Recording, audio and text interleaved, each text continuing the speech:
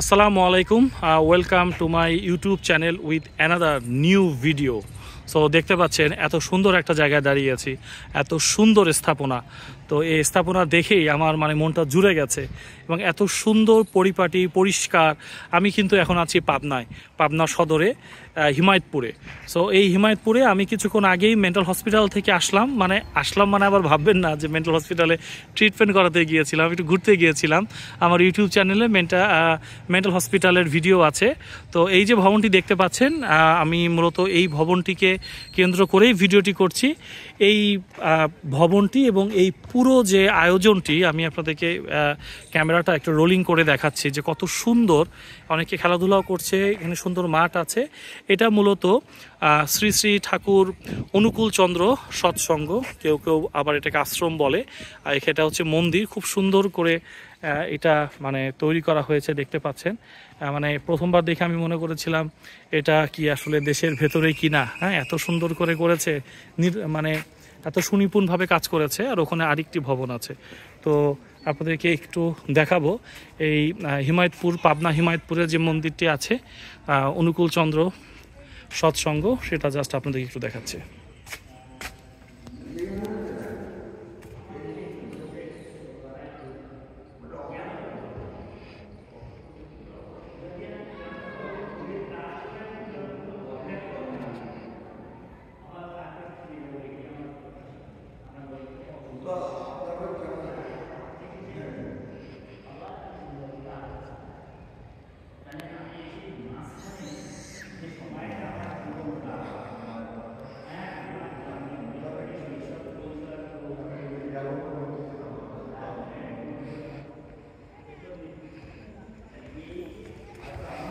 আমি খুব অল্প সময়ের জন্য একটু ভিতরে ঢুকেছিলাম এই মন্দিরের ভেতরে, এবং ভেতরটা আপনাদেরকে দেখালাম।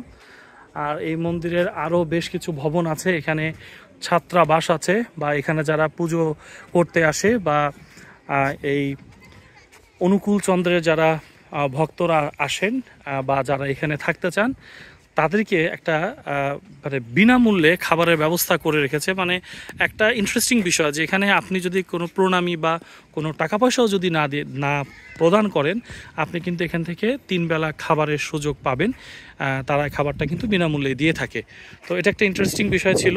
আর বাকি কিছু তথ্য আমাদের সাথে এক দাদা আছেন, দাদার কাছে যাচ্ছি, দাদার কাছ থেকে কিছু তথ্য নিব। দাদা ওনার বাসাও পাবনায়।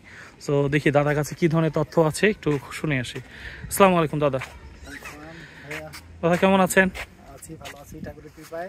আলহামদুলিল্লাহ। দাদা, এই ভিডিওটা করছি মূলত হচ্ছে যারা এখানে আসেনি পাবনায়, বা এত সুন্দর স্থাপনা, এত সুন্দর একটা আশ্রম আছে, তো এইটা অনেকেই জানে না এই বিষয়ে। ইনফ্যাক্ট আমিও পুরোটা জানি না। তো আপনার কাছে একটু ইনসাইটস নেওয়ার চেষ্টা করব, যতটুকু আপনি জানেন এই আশ্রম সম্পর্কে বা এই সৎসঙ্গ সম্পর্কে। আচ্ছা, এই সৎসঙ্গ বা আশ্রমটার প্রতিষ্ঠাতা শ্রী শ্রী ঠাকুর অনুকূল চন্দ্র।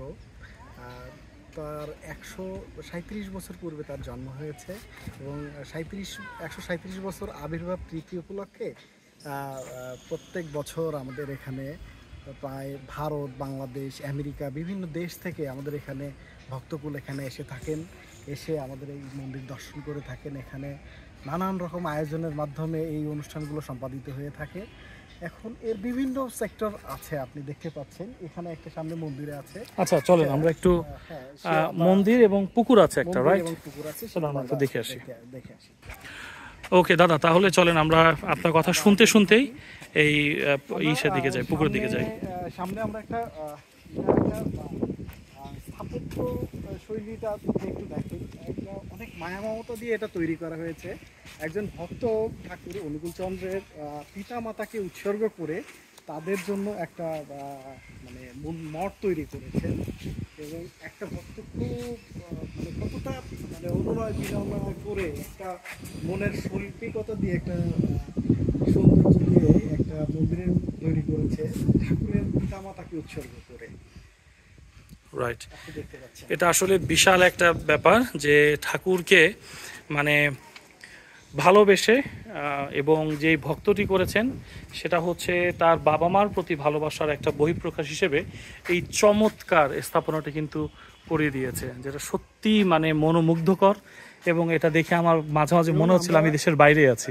জি দাদা, আমরা একটু সামনের দিকে আগাই। হ্যাঁ। এখানে মানে ঠাকুরের বিভিন্ন বাণী এখানে লিপিবদ্ধ করা আছে। এবং আচ্ছা। সামনে আমরা একটা পুকুর দেখতে পাচ্ছি, এটাকে মানে ঠাকুরের ভাষায় সায়র বলে। হ্যাঁ, সায়র। সায়র বলে। এখানে ঠাকুর তার বিভিন্ন ভক্তকুলকে সাথে করে নিয়ে, ভক্তদের সাথে করে নিয়ে এখানে স্নান করতেন। বিভিন্ন ধর্মীয় যে দীক্ষা এবং ধর্মীয় যে আচার রীতিনীতি সেগুলো মানে ভক্তদের মাঝে প্রকাশ করতেন। আচ্ছা, তো আমরা এইটা সেই সায়র। এখানে তো কয়েকটা ঘাট দেখতে পাচ্ছি, কয়েকটা ঘাট এবং আছে, এর 1 2। পাশে একটা সময় আমাদের পদ্মা নদী বয়ে যেত এদিকে না? এইদিকে। আচ্ছা, এখানে আমাদের আরেকটা জিনিস আছে, একটু দেখবেন। এখানে পাবনা নামের উৎপত্তি নিয়ে একটা আচ্ছা। বিস্তার লেখা আছে, যদিও এখানে একটু ছিঁড়ে গেছে হুম। বিষয়টা, আপনি একটু দেখতে পারেন। আমি ঠিক জানি না আপনারা কতটা স্পষ্ট দেখতে পাবেন, বাট আমি ট্রাই করছি খুব স্লোলি জায়গাটা দিয়ে যেতে, এবং চাইলে আপনারা পজ দিয়ে এই পাবনা হিমায়তপুর, একটা আসলে হিমায়তপুর একটা গ্রাম ছিল, এবং পাবনা শহরের উৎপত্তি এই হিমায়তপুরের আগে যে নামটা ছিল হিম্মতপুর, সো সেখান থেকে আসলে নাম পরিবর্তন হয়ে এসেছে। আমিও খুব ডিটেলসটা পড়ার সুযোগ পাইনি। আমি এই পুরো ওয়ালে বা দেয়ালে যে লেখাগুলো আছে সেটা আমি কাভার করছি। আপনারা একটু কষ্ট করে হলেও যদি একটু পড়ে নেন তাহলে আরও ডিটেলসটা জানতে পারবেন। জি দাদা। ঠাকুরের একটা অমৃত বাণী আছে। হ্যাঁ, জি। অন্যকে যত বড় করবি তুই, ততই বড় হবি তুই। এর একটাই উপায় আছে, নাই রে দুই। হ্যাঁ, অন্যকে যত বড় করে দেখা যায়, ঠিক সেখানে নিজের অবস্থানটাকেই আরো বড় আকারে তুলে ধরা যায়। এটাই ঠাকুরের একটা অমৃত বাণী। আমরা যদি এই বাণীতে মুগ্ধ হয়ে আমরা যদি এইটা অন্তরে ধারণ করতে পারি, তাহলে আমাদের সমাজ পরিবর্তন হয়ে যাবে আশা করি। এবং এখানে জাতি ধর্ম বর্ণ নির্বিশেষে সকলেই এসে থাকেন। আপনি এখানে দেখতে পাবেন, আমরা গেটে একজনকে দেখে আসলাম, একজন মুসলিম ভদ্রলোক, যে এখানে দীর্ঘদিন যাবৎ তিনি এখানে প্রহরীর দায়িত্ব পালন করছেন। আচ্ছা, ঠিক আছে। ওকে দাদা, আর কোনো তথ্য কি আছে?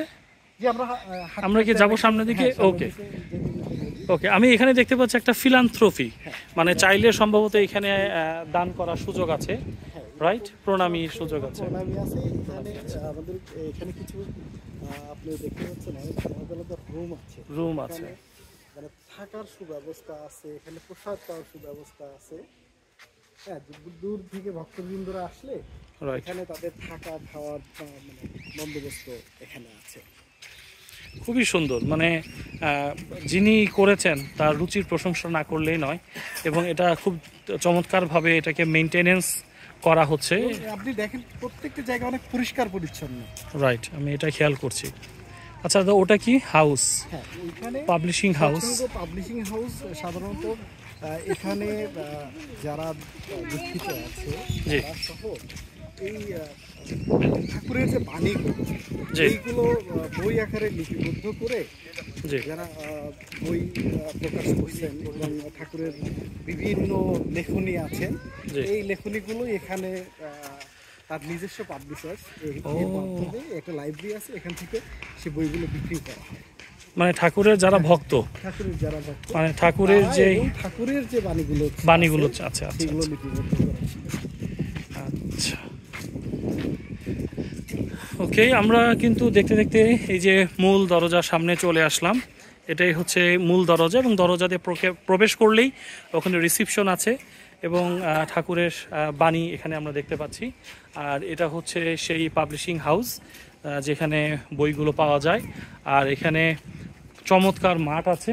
আমার ধারণা এই মাঠেও অবশ্যই বছরে কোনো একটা সময় যারা ঠাকুরের ভক্তরা আছেন তারা হয়তো এসে এখানে ধর্মীয় কার্যক্রম কিছু হয়তো পালন করেন। এই যে চমৎকার একটি মাঠ, এটা হচ্ছে মন্দিরের পেছন সাইডটি। আমরা চলে আসছি। দাদা, আমরা ভিডিওর একদম শেষ প্রান্তে, যদি আর কিছু বলতে চান এই আপনাদের পাবনার এই জায়গা সম্পর্কে, কোথায় এটা এক্স্যাক্টলি লোকেশনটা? পাবনার শহর থেকে মাত্র 3 কিলোমিটার দূরে পাবনার হিমায়তপুর নামে জায়গাটার অবস্থান। এটা পাবনার শহর থেকে খুবই অল্প দূরত্বের মধ্যে। আপনি রিক্সা, টোটো গাড়ি যেগুলো আছে সেগুলো যোগে আপনি অনায়াসে চলে আসতে পারবেন। তো 15 থেকে 20 টাকা ভাড়া নেবে। ওকে, থ্যাংক ইউ সো মাচ দাদা। আপনি অনেক অনেক অনেক ভালো ভালো আমাদের তথ্য দিলেন। এইটা যারা দেখবে তাদের তথ্যগুলো পাওয়া তো অনেক উপকৃত হবে। এবং তাদের সাথে একটু অ্যাড করব, সেটা হচ্ছে যে এই জায়গাটা আপনারা যদি হিমায়তপুরে মেন্টাল হসপিটাল ঘুরতে আসেন বা দেখতে আসেন বা কোনো কাজে আসেন, হোয়াট এভার দ্য পারপাস, আপনি যদি আসেন বা মেডিকেল কলেজে যদি আসেন, পাবনা মেডিকেল কলেজ, তাহলে কিন্তু অবশ্যই আমি বলবো এই জায়গাটা একটু ঘুরে যাবেন। ধর্ম বর্ণ নির্বিশেষে এই ধরনের যে চমৎকার স্থাপনা আছে, যে সুন্দর করে তৈরি করা হয়েছে, এগুলো আসলে দর্শনীয় দেখার মতো জায়গা।